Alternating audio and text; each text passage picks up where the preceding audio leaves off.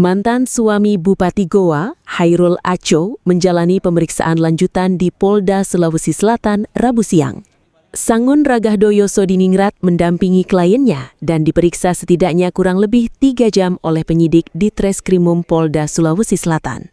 Dalam pemeriksaan tersebut, Hairul Aco dicecar sekitar 28 pertanyaan untuk menguatkan laporan yang telah diajukan sebelumnya. Ia menyebut, laporan tersebut terkait dugaan memberikan keterangan palsu di atas sumpah dan dugaan tindak pidana penggelapan, sebagaimana diatur dalam Pasal 242 dan Pasal 372 KUHP. Ia menyebut salah satu pihak yang dilaporkan dalam perkara tersebut adalah Bupati Goa, Husniah Talendrang. Sangun berharap agenda berikutnya adalah pemanggilan terhadap para terlapor untuk dimintai keterangan, meski keputusan sepenuhnya berada di tangan penyidik.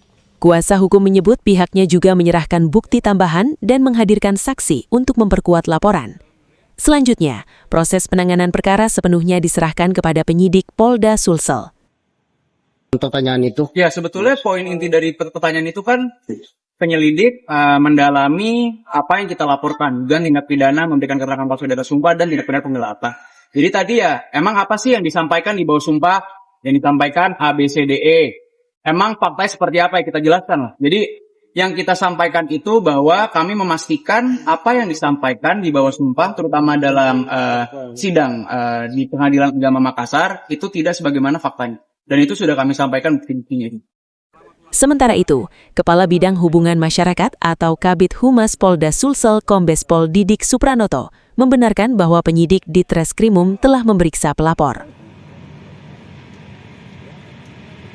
Suami maupun dari yang bupati, ya, sama-sama melapor dan keduanya sama-sama sudah ditangani oleh Grimum.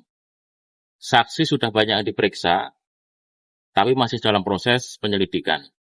Nah, sejauh mana pemeriksaannya nanti akan sampaikan, karena saya belum mengkonfirmasi berapa jumlah saksi, kemudian siapa saksinya, kemudian sudah digelar atau belum.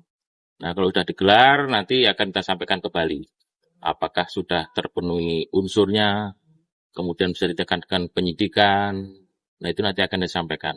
Tapi saya mohon waktu dulu, karena saya juga belum ada datanya berapa jumlah saksi dan sejauh mana penanganannya. Yang jelas sekarang masih dalam proses penyelidikan.